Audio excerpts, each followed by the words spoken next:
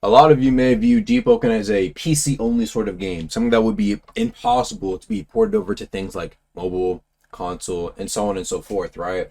But strangely enough, actually, Archmage said that it could be possible for them to port over Deepwoken to the console platforms. I'm not even joking. He said it would take a bit of time, but I think the real issue comes from how would that even be possible on a controller? Like, there's so many different things you can do in Deep. How would you be able to port it all over to consoles? For this reason, Archmage said that debugging on the iPhone or on the iPad or anything like a mobile device would probably be damn near impossible and maybe not worth the time. Maybe, who knows? But what about things like this? I actually want to go over a couple of ideas that I've seen going across on how Deepwoken could be played on console and discuss it here with you guys. We have a controller here. This is a PS4 controller, not a PS5, because I don't have the PS5. But I decided to go over what buttons could be really used.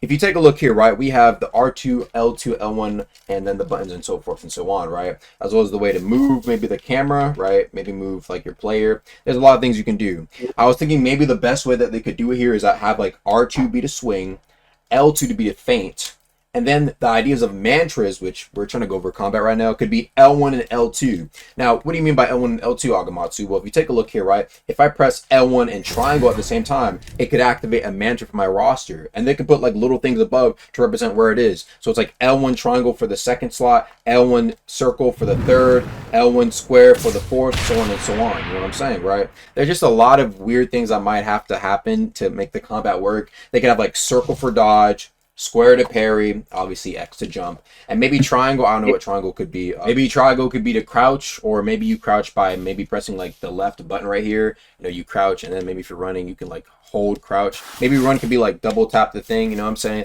There's just a lot of different ideas that there could be for controller. Maybe like to critical, you use the right little mouse, not mouse thing, but the right little like, I forgot what this thing is called, and you press into it just like how you can press the middle mouse button. There's just a lot of different ideas that I thought would be pretty cool for debug on console, but I know it'd probably be very, very difficult for them to do so. But I do think it's possible. Literally, like, all they really need to do is just give it some thought, and over time console players will probably be able to adapt. They might even do something where they give console players a little bit of like leeway on some things. So like, what's a good example of this? You know how like PC players versus console players on first person shooters, right? On console you have a little bit of aim assist. Maybe there could be also like a little bit of aim assist, because in games like ABA they have aim assist. You can kind of like lock onto an opponent, which I think would be really nice for a game like Deepwoken. Maybe able to lock onto an opponent and fight them that way. But it would probably take a lot of work. And would it even add that many players? Maybe. If you didn't know, a large majority of Roblox players actually play on mobile and console together. That's a very large portion of people who play Roblox, which is pretty crazy to me. It's actually way more than the PC players. So maybe if they really did port it over, we might be hitting 30 to 40K players one day. Who knows, man? But